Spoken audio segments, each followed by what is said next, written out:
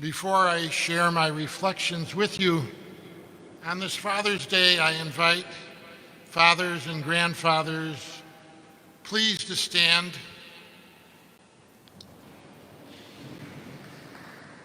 Let's hear it for them.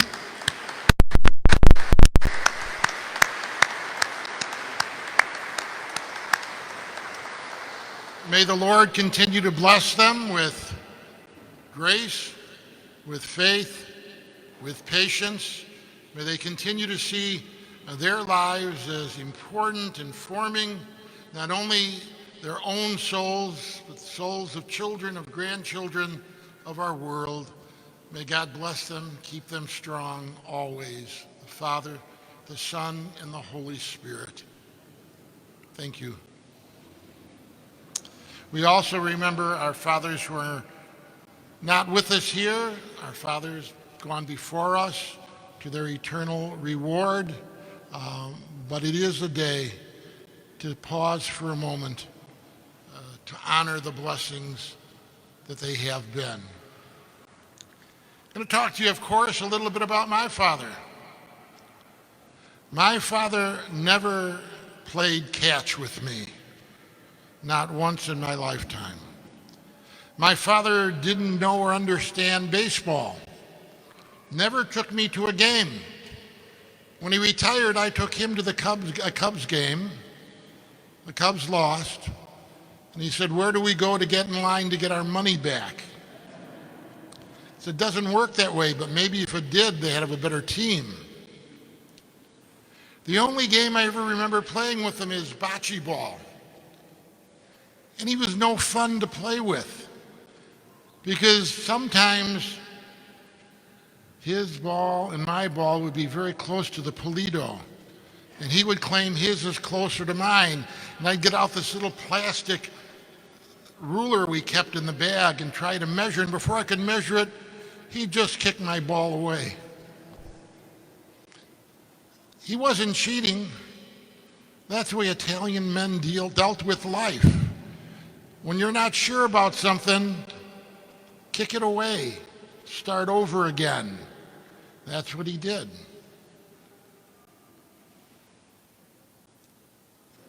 He was an interesting guy.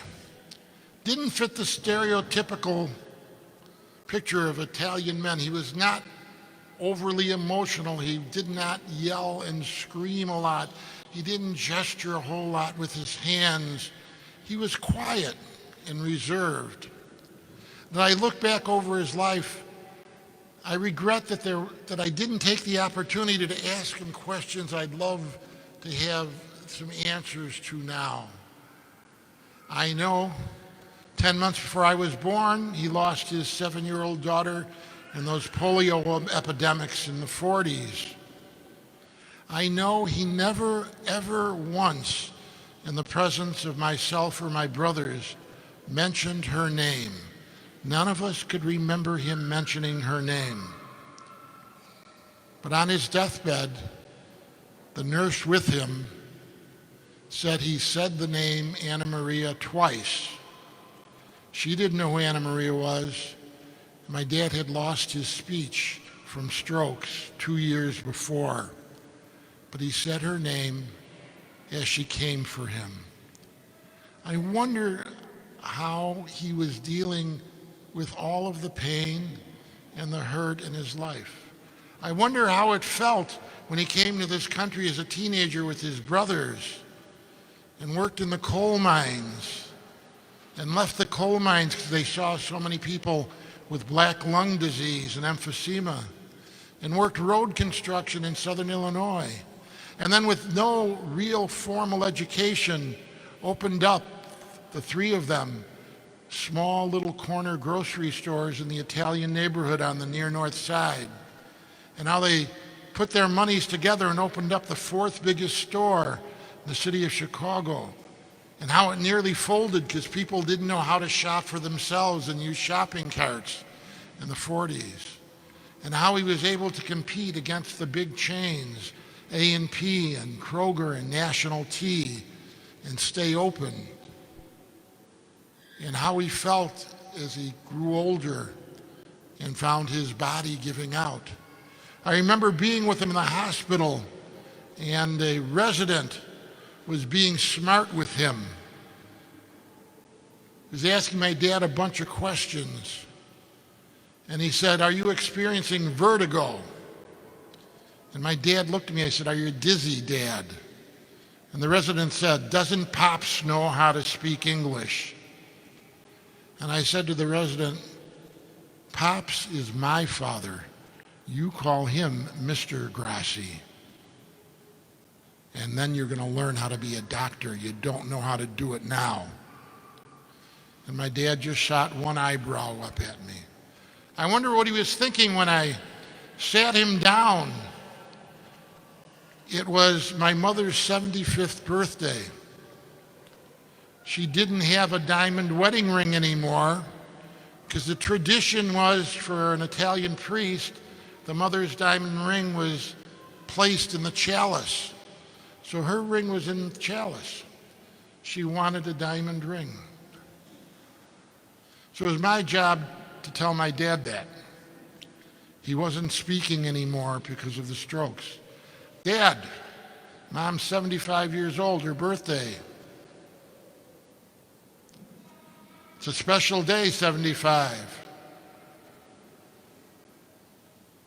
You know what 75th anniversary is all about? Diamonds. She wants a diamond ring. No head gesture at all. She found one up at the corner, the jewelry store. She wants you to buy it for her. It's $2,000, Dad." The eyebrow went all the way up to here when I told him that. What was he thinking? He was there when I needed him, I knew that. He was proud of me, I knew that. But other than that, precious little. So on this Father's Day, two things. I encourage the fathers here, think of something you might want to share with a child or a spouse or somebody that maybe you just, for whatever reason, they may not know where you're coming from. A little bit about your history. Use this day to share something with them. Or if you're here with your father, take the opportunity to ask your father a question. Something you would like to know. How come? How did you feel? How did you do this?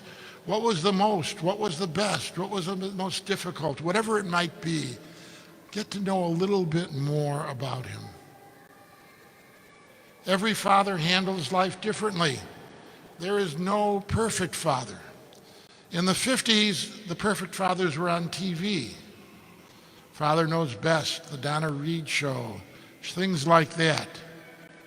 Now, most of the fathers on TV are buffoons. Sad to see. Very few are loving, wise, caring people until the last second of the show when they've learned everything from their children and their wives, it seems. So we need to know a little bit more. We need to understand that the vocation of being a father is not a vocation to be perfect. Vocation is to be the best person you can be, to be transparent enough. There goes a father now. To be transparent enough that those who love you and need you can learn from you. If we need an analogy, a metaphor for what it means to be a father, it's the scriptures today. Jesus is the only non-fisherman in the boat, a carpenter's son. And he's the one that not only calms the waters, but calms the apostles. Lets them know that no matter what's going on in life, there is enough love to go around to calm the difficulties, the storms, the terrors. And dads, that's the task, to be the calming influence, to be the strength, And sometimes the best way we show our strength is by admitting our weaknesses, by sharing our failings, being able to say, hey, I'm sorry, I goofed that up, just to be the very best person we are. Jesus gives us a good example. Jesus reminds us, no matter what is happening in life, love covers it all. That's the message of God to Job in the first reading.